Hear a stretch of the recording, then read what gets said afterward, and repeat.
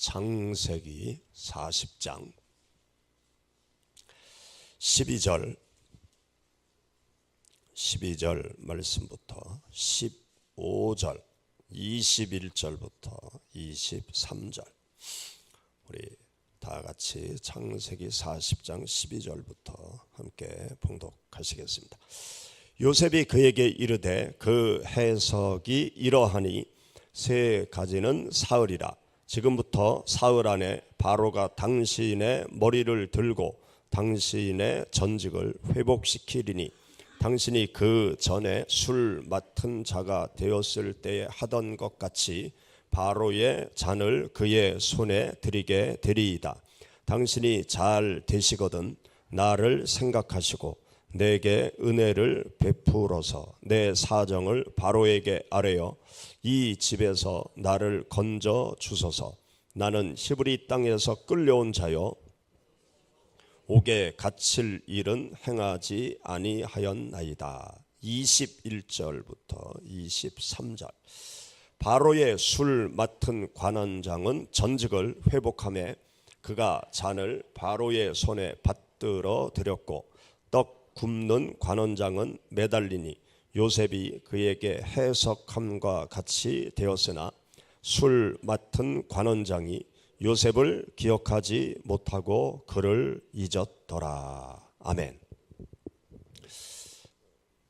우리가 이번 주 고난 주간 동안 하나님의 침묵에 대한 의미에 대해서 말씀을 통해서 함께 살펴보고 있습니다. 오늘은 요셉의 삶 속에 나타난 하나님의 침묵의 의미가 무엇인가, 그것에 대해서 살펴보므로 우리들의 인생의 삶 속에 하나님이 침묵하신다고 느껴질 때 하나님이 아무 일도 하고 있는 것이 아니라 나를 위해서 귀한 일을 하고 계시다는 사실을 여러분들이 깨달을 수 있기를 바랍니다. 성경의 요셉, 제가 성경에서 좋아하는 인물 중에 한 사람이 요셉인데요. 이 요셉의 삶을 보면 참 기구한 인생이에요. 그가 야곱의 막내 아들로 태어납니다. 막내 늦둥이로 태어나서 얼마나 아버지 엄마의 사랑을 받았겠습니까? 11명의 형들이 있었는데 그 형들보다도 아주 특별한 사랑을 받아요. 성경 말씀에 보면 지금부터 한 5,000년 전에 색깔 있는 옷을 그 아버지가 돈을 많이 들여서 특별히 사가지고 옷을 만들어 줄 정도로 늦둥이로 태어난 이 막내 아들을 너무너무나 그 야곱이 사랑을 했습니다. 그러다 보니까 형들의 미움을 받았겠죠. 요즘 가정에 둘 있든지 또 하나, 둘이나 셋 있는 집들을 보면 그 부모가 누구를 더, 셋 중에 한 명을 더 사랑하면 시기 질투가 생기는 모습들을 보게 됩니다. 그런데 12명의 아들들 중에 막내 늦둥이 요셉을 아버지 엄마가 특별히 사랑하니까 옷도 예쁜 걸 만들어주고 또 음식도 특별히 남겨서 또 맛있는 걸 주고, 그러니까 형들의 미움을 받고 있었죠. 그러는데 형들의 분노를 폭발하는 그러한 이야기를 어느 날부터 이 요셉이 철모르고 하기 시작합니다. 그게 뭔가 하면 형들의 곡식단이 나한테 와서 막 절을 한다. 형들의 별이 나한테 몰려와서 막 절을 한다. 그러니까 형들이 그렇잖아도 시기, 질투, 분노가 있는데 그런 말을 하니까 얼마나 화가 나겠습니까? 그것을 아버지가 알아차리고 요셉의 입을 단속하죠. 야, 그런 말 하지 말아라. 그런 말 하지 말라고. 그러면서 형들의 분노가 극에 달하게 됩니다. 그 나이가 몇 살이었는가 하면 17살, 사춘기 때였어요. 그런데 형들의 분노가 극에 달아 있을 때 어떤 일이 터지는가 하면 그 형들이 들판에 가서 멀리 들판에 가서 양들을 치고 있어요. 그런데 아버지가 심부름을 보내죠. 먹을 것을 싸가지고 형들한테 갔다 와라. 어디에서 양들을 치는지 좀 살펴보고 와라. 그렇게 아버지의 심부름을 받고 형들이 있는 곳에 가게 됩니다. 그것을 형들이 보고 서로 의논해요. 이참에 저 미운 요셉을 우리가 없애버리자. 그런데 형들이 얼마나 화가 나 있으면 다 동의해요. 다 동의해. 그렇게 하자고. 그래서 이 요셉이 정말 그때부터 인생이 꼬이기 시작합니다. 형들이 큰 구덩이를 파가지고 그 구덩이 속으로 던져버려요. 그러다가 한 형이 야, 우리가 어떻게 동생을 죽일 수 있냐. 저기 애굽으로 가는 장사꾼이 있으니까 저 장사꾼들한테 팔아버리자. 그러니까 형들이 좀 정신이 들고 나서 보니까 죽이는 건 너무했거든요. 그래서 애굽으로 가는 상인들한테 팔아넘기죠. 그리고 아버지한테는 거짓말해요. 그 옷을 벗겨가지고 양을 한 마리 잡아서 죽이고 그 피를 묻혀가지고 짐승의 공격을 받아서 동생이 죽었다고 그렇게 거짓말하죠. 그리고 요셉은 애굽의 노예로 팔려갑니다. 그래서 보디발 장군의 집에 노예가 되어지는 거죠. 요셉이 그 집에 가서 열심히 일을 해서 인정을 받습니다. 그런데 열심히 일을 해서 인정받은 결과가 뭐냐? 보디발 장군의 아내의 모함을 받고 감옥에 들어가요. 감옥에 들어가서 옥살이를 하면서 왕의 신하들을 시중 두는 그러한 일을 하게 되어지죠. 그때의 나이가 17살의 형들의 미움을 받아서 애굽의 노예로 팔려가고 20대 중반이 되어집니다. 20대 중반이 되어서 감옥에 들어가서 왕의 신하들을 섬기다가 왕의 신하들이 꿈을 꿨는데 그 꿈을 하나님이 해석하게 해주세요. 한 명은 죽을 것이고 술 맡은 관원장은 복직돼서 다시 그 일을 하게 될 거다. 그러면서 술 맡은 관원장에게 특별히 부탁을 해요. 오늘 함께 읽은 말씀이 그 이야기예요. 내가 억울하게 지금 여기에 갇혀 있는데 당신이 복직이 되면 나를 기억해 달라고, 나를 여기에서 구원해 달라고 특별히 부탁을 하죠. 그러니까 이 술 맡은 관원장은 자기가 복직된다는 얘기를 해주니까 그래, 내가 너를 기억하마, 너를 여기에서 건져주마. 그러고 났는데 정말 복직이 되었어요. 한 명은 해석대로 죽고 한 명은 복직이 되었습니다. 그런데 그 복직된 사람이 그 감옥을 기억하겠어요? 애굽 이 요셉을 전혀 기억하지 않죠. 그래서 그로부터 2년 세월 동안 이 요셉은 잊혀진 인물이 되어집니다. 그렇게 감옥에서 쓸쓸히 죽어갈 수밖에 없는 운명의 나락으로 떨어진 사람, 그 사람이 요셉이에요. 여기까지 내용을 가만히 살펴보면요, 요셉은 언제부터 인생이 추락하기 시작했는가 하면 하나님이 주신 그 꿈을 꾸고 나서부터 요셉의 삶은 꼬이기 시작했어요. 형들의 미움을 받았고 애굽의 노예로 팔려가게 되었고 또 그 보디발 장군의 감옥에 가게 되었고 또 감옥 속에서도 아무도 찾지 않는 잊혀진 사람이 되어졌습니다. 우리가 이 말씀을 쭉 읽으면서 어떤 의문을 갖게 되는가 하면 왜 하나님은 침묵하셨습니까? 하나님이 계시의 꿈, 미래의 비전의 꿈을 하나님이 허락해 주셨잖아요. 형들의 별이 자기에게 와서 절하는 꿈, 형들의 단이 자기에게 와서 절하는 꿈, 그 하나님의 꿈을 하나님이 주셨으면 그 길로 인도해야 되는데 그 꿈을 받은 그때부터 그의 인생이 꼬이기 시작한단 말이죠. 형들의 미움을 받을 때 왜 하나님은 침묵하고 계셨습니까? 형들이 애굽의 노예로 팔려고 할 때 왜 하나님은 침묵하고 계셨습니까? 아무 일도 하지 않고 하나님은 가만히 계시잖아요. 그리고 보디발 장군의 집에 노예로 들어가서 감옥에 갇혔을 때, 억울하게 감옥에 갇힐 때 왜 하나님은 침묵하고 계십니까? 왜 아무 일도 하고 있지 않습니까? 요셉 편에서 뭔가 하나님이 도와주어야 되지 않습니까? 우리가 그러한 생각을 갖게 되잖아요. 그리고 왕의 꿈을 해석해 준 후에 복직이 되었으면 하나님께서 그 관원을 통해서 빨리 건져줘야지 2년 세월 그 잊혀진 존재로 살아가도록 왜 하나님이 침묵하십니까? 그러한 의문이 우리가 들죠. 왜 하나님은 아무 일도 하지 않았을까?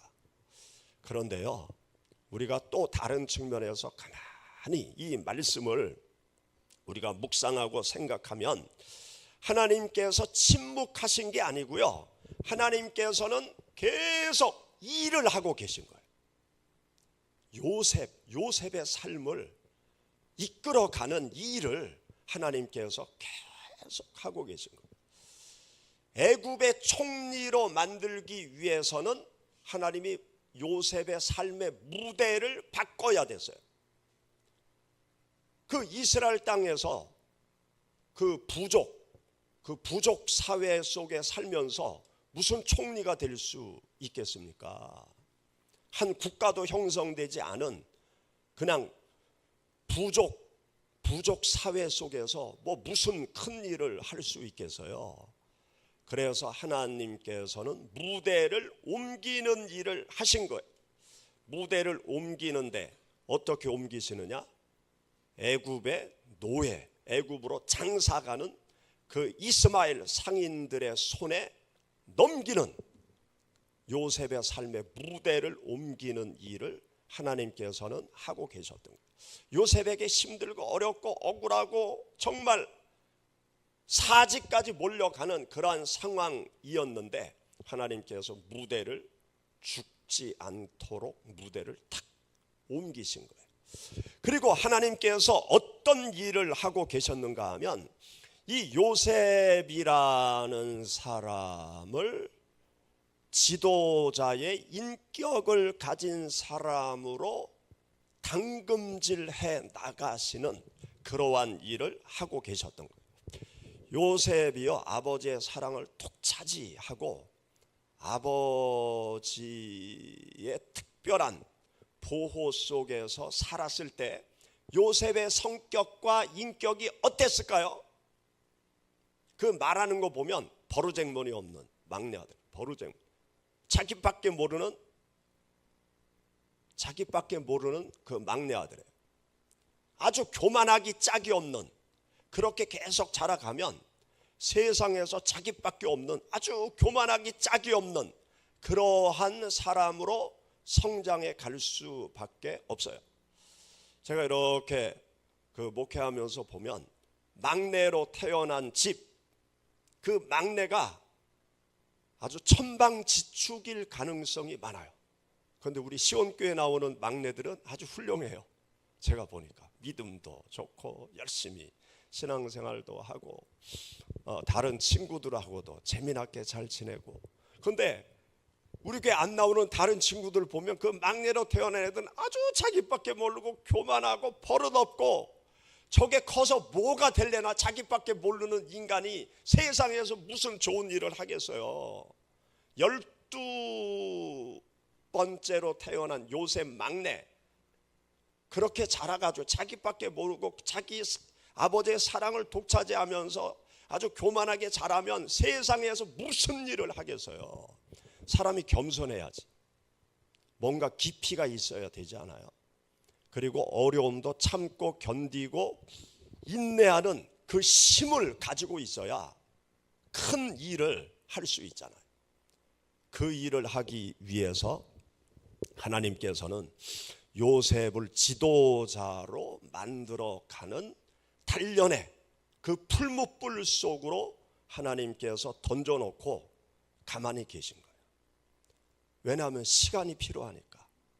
시간이 필요하잖아요. 뭐든지 완성되려면 시간이 필요하잖아요. 급하게 밥하다가 뚜껑을 열어버리면 선밥이 되어지고, 제대로 숙성되지 않으면 과일도 맛이 없고, 숙성의 시간이 필요하잖아요.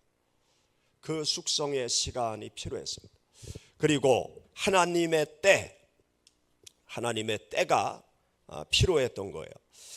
바로가 꿈을 꾸고 그 꿈을 애굽 땅에서 아무도 해석하는 무당들이 없었어요. 그때 술 맡은 관원장이 감옥에서 자기 꿈을 해석한 요셉을 번뜩 기억하고, 그리고 바로 왕에게 소개를 하니까 애굽의 무당들이 아무도 해석하지 못하니까 답답하니까 그를 불러와라. 그리고 하나님께서 그의 꿈을 정확하게 해석하게 해주셨어요. 왕이 꾼 꿈은 7년의 풍년과 7년의 흉년을 의미합니다. 7년의 풍년 동안 창고를 준비해서 흉년의 때를 준비해야 됩니다. 그 해석을 들은 바로가 네가 국무총리가 되라. 이 나라를 다스리고 통치하는 일을 해라. 그러면서 아주 특별히 발탁을 하잖아요.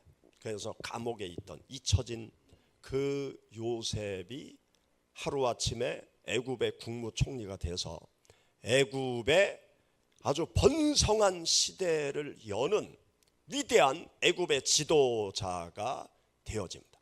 그리고 흉년의 때가 시작되었을 때 자기 형들이 곡식을 사러 오잖아요. 그때 요셉이 한 말이 무엇입니까? 여러분 성경 말씀 우리 찾아보시죠. 창세기 45장 창세기 45장 우리 4절 말씀부터 8절 같이 봉독하시겠습니다. 요셉이 형들에게 이르되 내게로 가까이 오소서. 그들이 가까이 가니 이르되 나는 당신들의 아우 요셉이니 당신들이 애굽의 판자라. 당신들이 나를 이곳에 팔았다고 해서 근심하지 마소서. 한탄하지 마소서. 하나님의 생명을 구원하시려고 나를 당신들보다 먼저 보내셨나이다. 이 땅에 2년 동안 흉년이 들었으나 아직 5년은 밭가리도 못하고 추수도 못할지라. 하나님이 큰 구원으로 당신들의 생명을 보존하고 당신들의 후손을 세상에 두시려고 나를 당신들보다 먼저 보내셨나이다. 그런즉 나를 이리로 보낸 이는 당신들이 아니요 하나님이시라. 하나님이 나를 바로에게 아버지로 삼으시고 그 온 집의 주로 삼으시며 애굽 온 땅의 통치자로 삼으셨나이다. 여기 보면 하나님이 나를 이곳으로 보내셨나이다. 훌륭한 하나님의 사람이 되었어요. 그리고 겸손한 하나님의 사람이 되었어요. 그리고 자신의 사명을 깨달은 하나님의 사람이 되었던 것입니다.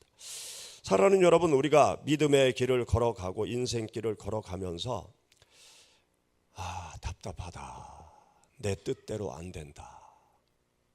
내가 왜 이렇게 하나님을 열심히 찾아도 힘들고 어렵기만 할까? 그러한 생각이 들 때가 있어요.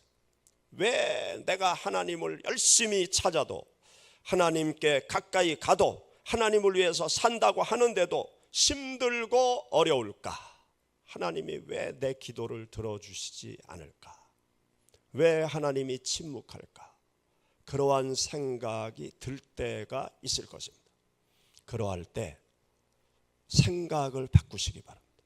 영적인 눈을 떠서 하나님은 나를 위해서 지금 분주하게 일을 하고 계십니다. 내가 느끼지 못할 뿐이에요. 내가 깨닫지 못할 뿐이에요. 내가 바라보지 못할 뿐이에요.